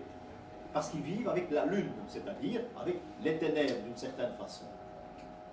Voilà pourquoi cette représentation, l'hibou représentera celui qui ne sait rien, comme la chouette d'ailleurs, hein, qui est devenue, c'est à étudier, symbole de la sagesse, etc. Moi j'y crois absolument rien, mais enfin n'empêche, on peut en parler. Hein, si vous avez des documents à ce sujet. Le hibou peut aussi représenter les juges. Donc les juges, c'est également le hibou. Hein, les juges, parce que, encore une fois, on retombe dans la gnose ici. Hein. L'âme, c'est très intéressant, l'âme. Nous ferons d'ailleurs l'an prochain une matinée entière sur l'âme. C'est très intéressant, c'est un animal où il y a énormément de choses à dire. Il y a énormément... oui, mais absolument. Il y a énormément de contes de fées où l'âme est en question, qui sont des contes très intéressants dans la symbolique, Perrault, etc. Ce sont des gens qui connaissaient, qui étaient initiés. Hein. Tous leurs contes, leurs mythes, etc. Il y a beaucoup de choses à découvrir. La Belle au bois dormant, c'est un livre ouvert de symbolique. Hein. Un exemple. Hein. Mais il fallait créer un conte pour faire passer éventuellement celui qui s'intéressait, qui voulait aller plus loin. Hein, donc c'est des choses qu'il faut développer. L'âne est un animal, c'est le profane, c'est lui qui ne sait rien, mais il a de longues oreilles. Donc c'est qu'il est capable de comprendre. Les oreilles d'âne que l'on mettait sur la tête d'un élève il y a bien longtemps, il y a même très longtemps de ça, hein, eh bien ça prouvait que l'élève était un bon élève. Il y avait quelque chose dans sa tête, mais il n'était pas capable, ou il était chouette, ou déloyal, etc. Non, il ne prenait pas conscience de son bagage intellectuel. On lui mettait le chapeau d'âne, il allait dans le coin. Et je me suis laissé dire que certains, au XVIIIe siècle, certains professeurs parlaient de la symbolique de cette façon-là. C'était presque une initiation à la symbolique. Donc l'âme est très grande importance. Pourquoi? Mais parce que le professeur parlait de la symbolique de cette façon-là. C'était presque une initiation à la symbolique. Donc l'âme est très grande importance. Pourquoi? Mais parce que dans l'histoire d'Apulée, je vous dis, il y a une matinée sur l'âne. Eh bien, l'âne est condamné, l'homme est condamné, il a fait une histoire tournant, je crois, c'est une histoire terrible. L'homme est transformé en âne par une fée, hein, et la fée lui dit, si tu broutes des roses, tu redeviendras homme. Et l'âne, je pense, est le seul animal qui peut manger les roses. Les chardons. Les chardons. Et l'histoire est là, c'est qu'il va devenir homme. Alors il y a ça va durer 12 mois, il y a toute une symbolique dans les chiffres qui jouent. La rose, c'est la fleur de la connaissance. Tout joue ici. Hein. C'est pour ça que dans les contes, c'est très important. L'homme ici est le symbole de l'initié. Hein. Donc cet homme qui a été transformé en âne. Donc l'âne, très important. Si vous allez voir des cathédrales anciennes qui n'ont pas été modifiées, en principe, et c'est le cas à Saint-Omer, vous devez rechercher où se trouve l'âne en entrant dans la cathédrale. Bien souvent, vous avez un âne qui joue de la vielle, ou d'un instrument, un biniou. Ça veut dire, ici, il y a à prendre. À Saint-Omer, par exemple, celui-là, je me souviens très bien, vous l'avez vu à Saint-Omer, l'âne. Là, j'aurais dû vous le dire au départ. Vous rentrez dans l'église, il est à gauche, il est au-dessus, on peut le toucher. À Chartres aussi, un âne, également. Donc, il y a un âne, il y avait un âne à chaque entrée de cathédrale. Ça veut dire qu'il y a l'initiation à prendre. Ce sont tous des trucs pour savoir. Alors, les anges musiciens, là, il y a peut-être des choses à dire, mais il faudrait développer ça d'une autre façon. Mais enfin, disons qu'en symbolique, l'ange musicien existe. Pourquoi l'ange musicien? Eh bien, parce que la musique, c'est 7 notes. 7, c'est le chemin de l'initiation, ce sont les étapes. L'ange a été initié. Il joue des 7 notes. Bon, je vous répondrai à cela qu'il y a un petit problème. Vous ne connaissez pas lequel? Vous avez fait de la musique ici. Donc c'est qu'en réalité, il y a 6 notes. Et la 7e a été inventée, je crois que c'est à la fin du XVe siècle, par un moine de l'abbaye de Pompose. Je crois qui c'est là. Là, je suis décidément fatigué. Enfin, soit c'est pas tellement important le nom du moine, mais le moine a ajouté une note qui était absente. Et c'est devenu la note Si, qui n'existait pas avant cela. Si, c'est les initiales de Saint Jean. C'est Saint Jean, en latin. Donc c'est la dernière note. Hein? Il y a beaucoup plus que ça en symbolique. Hein? Il y a tout le chant qui commence par Saint Jean. Toutes les notes peuvent s'y retrouver, mais ça je vous passe des détails. À Saint-Quentin, on voit ça, c'est gravé dans la cathédrale. Dans la collégiale, à Saint-Quentin. Bon, une note. Alors je me demande à partir de quelle époque il y a ce 7, s'il n'y avait pas un remplacement, il y a un problème. Vous connaissez Pompose, c'était un compositeur, en bref, comment il s'appelait encore? C'est un illustre inconnu. Hein. Enfin, le système des 6 notes existait. Le chardon, je vous en ai parlé, le chardon, mais le chardon des sables. Pourquoi? Eh bien parce que c'est peut-être le chardon, il n'y en a pas dans le sable s'il n'y a pas une... Dans le sable, il n'y a rien qui pousse, il n'y a pas une nourriture. Et il y a une nourriture céleste, hein, qui est la pluie. Le chardon peut vivre grâce à la pluie, même s'il est dans le sable. Hein. Donc, la pluie vient du ciel. Donc, le chardon est une plante qui est représentée également à un endroit où il faut recueillir une certaine connaissance. Mais le chardon sera plus mystique. C'est différent, c'est une autre symbolique. On est plus proche de la foi dans le mysticisme. Il y a l'ésotérisme et il y a l'exotérisme, hein, dont on s'occupe très peu. L'ésotérisme, vous connaissez, mais l'exotérisme, c'est sur les prières, par exemple. Voilà, les prières, c'est de l'exotérisme. Voilà un peu la différence entre les deux. La rose est très important, c'est très important la rose. C'est le symbole de la connaissance. Quand vous êtes dans des endroits où il y a les roses, soit gravées dans les murs, hein, vous verrez tout ça en dia, parce que au mois de janvier, je vous parlerai de la cryptographie. La cryptographie, ce sont tous des signes dans les pierres. Tout ce que je vous explique aujourd'hui, vous retrouverez dans des pierres, en diapositive. Vous devez tout de même avoir la notion de ce que c'est d'abord, avant de les retrouver. Mais au mois de janvier, nous verrons la cryptographie. Ce n'est que des dias, mais à chaque fois, vous retrouverez les animaux, les signes, les gravures dans la pierre, et vous en connaîtrez maintenant le sens. Le profane, je vous l'ai dit, c'est l'aveugle également, l'aveugle aussi. On a parlé des 7 sceaux, ce livre avec les 7 sceaux, le livre de l'Apocalypse, et l'un après l'autre, pour avoir la connaissance, on va briser les sceaux. 7 sceaux brisés, vous connaissez la représentation de l'agneau qui est sur le livre, c'est donc l'attribut de Saint Jean, ici, dans ce cas-ci, faisant une relation avec l'Apocalypse. Au Moyen-Âge, eh bien le Moyen-Âge se termine, nous sommes au XVe siècle. Les initiés existent bien sûr, il y en a parmi nous, mais ils sont censés savoir lire et écrire. C'est le monde moderne, il y a les humanistes qui vont naître, il y en a certains qui existent déjà. Alors si vous voulez retrouver dans la peinture, pas dans la sculpture, quoique j'en ai vu tout de même un jour, dans la peinture, un personnage avec des lunettes au XVe siècle, c'est un initié. Hein, les lunettes au XVe siècle, c'était 2 ronds. C'était très rare. C'était stylé sur le bout du nez, c'était pas accroché derrière les oreilles. Donc le personnage aux lunettes, c'est l'initié. Mais il est souvent représenté devant un livre.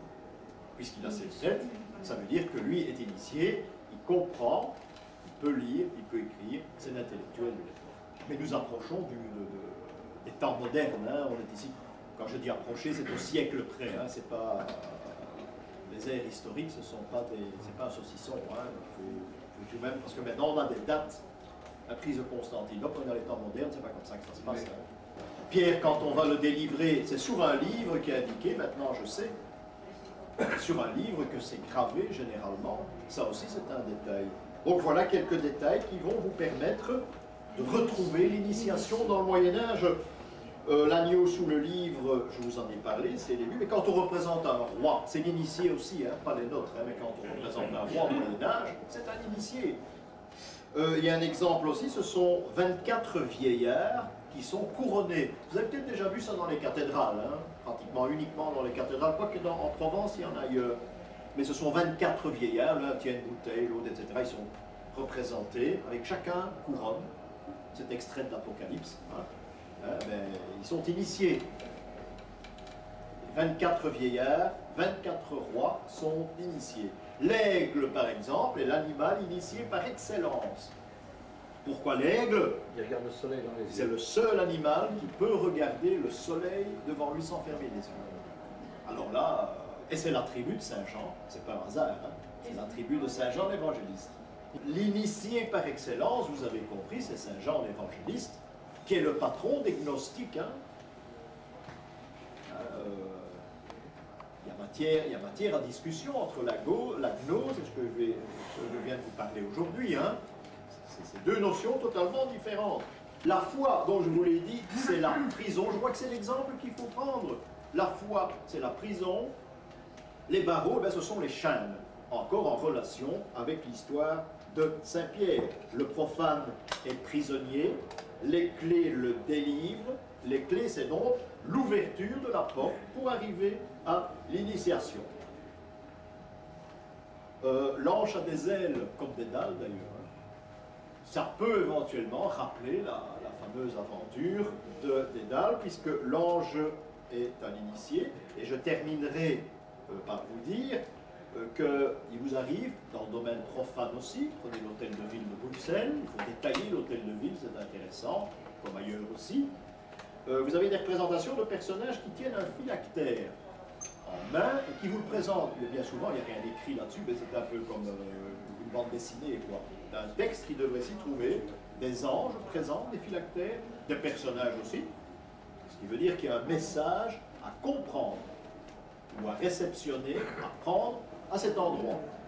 Donc c'est souvent un prophète, c'est le cas à la maison de ville, ici à Bruxelles, c'est un prophète, on ne sait pas lequel, c'est pas important, mais qui présente un phylactère. Il devrait y avoir là une inscription qui n'a vraisemblablement jamais été placée, parce que le sens, c'est pas l'inscription, c'est le fait que vous devez entrer ici. Je répète, plus maintenant. Si la statue existe, je ne crois pas que ça vaut la peine d'entrer dans... Je crois qu'il y a peu de choses à... Voilà, eh bien, je crois qu'on en a fait le tour aujourd'hui.